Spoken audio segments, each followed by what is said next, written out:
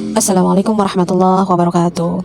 Ada dua sifat muslim yang paling baik lagi dalam Islam, diriwayatkan dari Abu Musa. Rasulullah SAW bersabda dalam hadis Bukhari Muslim, hadis yang sahih. Bismillahirrahmanirrahim. Hadisu Abi Musa radhiyallahu anhu qala, qultu ya Rasulullah, ayyul Islam afdalu? Qala, man salimal muslimuna bil lisanihi wa yadihi. Diriwayatkan dari Abu Musa radhiyallahu anhu. Katanya, aku bertanya, wahai Rasulullah, apakah sifat muslim yang paling baik?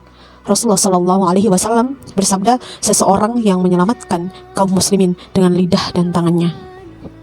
Jadi teman-temanku semuanya, lidah kita, tangan kita harus betul-betul dijaga agar tidak melukai atau menyakiti saudara muslim kita yang lainnya. Kalau misalkan kita mempunyai karakter yang biasa berbicara kasar sama orang lain gitu kan, suka marah-marah, kita harus rem dengan apa? Keimanan kita kepada Allah. Karena Islam itu melarang kita berkata kasar, berkata keras.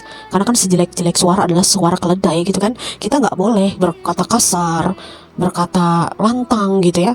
Kita harus menyampaikan apapun itu dengan ucapan yang baik, yang enak didengar, sehingga orang yang mendengar pun gitu kan bisa lebih menerima gitu. Karena kalau kita kasar, walaupun niatnya kita baik ingin merubah orang tersebut, kita akan dianggapnya negatif gitu. Kita akan dianggapnya orang yang sangat kasar dan melukai perasaan orang lain gitu. Makanya ucapan itu harus betul-betul dijaga. Karena kalau kita punya salah sama manusia, itu repot minta maafnya, mending dimaafin. Kalau tidak, kalau sama Allah kan dimanapun kita berada gitu kan, sebesar dosa apapun gitu, Allah sudah jelas maha pengampun. Kalau manusia belum tentu memaafkan kesalahan kita, apalagi kesalahan lisan kita. Makanya Abu Bakar As-Siddiq itu saking betul-betul tidak mau mengucapkan kata-kata yang tidak manfaat atau mengandung yang menyakiti hati orang lain, sampai beliau itu mengemut batu gitu, supaya yang diucapkan itu hal-hal yang mengingat Allah, hal-hal yang baik gitu kan, hal-hal yang mendekatkan diri kepada Allah gitu. Jadi kalau sudah terbiasa kasar, kita rubah. Karena Islam melarang. Ada pada zaman Nabi gitu kan, seorang perempuan siangnya puasa, malamnya tahajud.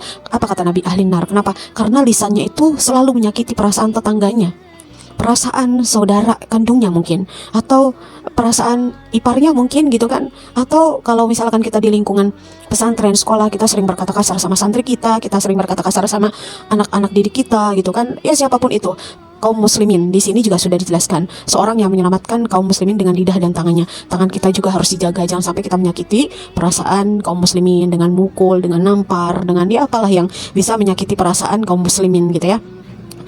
Dan semoga kita bisa mengamalkannya. Kalau misalkan karakter kita sudah terbiasa kasar sama orang, kita harus terus belajar, duduk di majelis ilmu, kita rubah ucapan kita, apalagi seorang pendidik, lingkungannya di pesantren, berbicara kasar itu Masya Allah gitu. Itu sangat, nilai buruknya itu tidak hanya di diri kita saja, tapi juga akan menjadi image yang sangat buruk di lembaga pesantren tersebut gitu kan.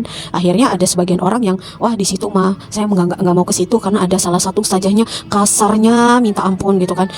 Mending ustazahnya hanya mampir saja. Justru ustazahnya itu mungkin di situ, bahkan mungkin menjadi pengurus atau menjadi keluarga pondok pesantren atau lembaga pendidikan tersebut gitu. Makanya betul-betul dijaga betul, karena itu salah satu attitude kita sebagai seorang muslim dan seorang pendidik, terlebih apalagi yang tinggal di lingkungan pesantren dan lingkungan pendidikan. Itu image-nya bukan buruk ke kita saja, tapi bisa ke lembaga pesantren atau lembaga pendidikan tersebut. Kita berubah karena Islam melarang kita berbicara kasar karena akan menyakiti perasaan orang lain. Semoga kita bisa melaksanakannya. Wassalamualaikum warahmatullahi wabarakatuh.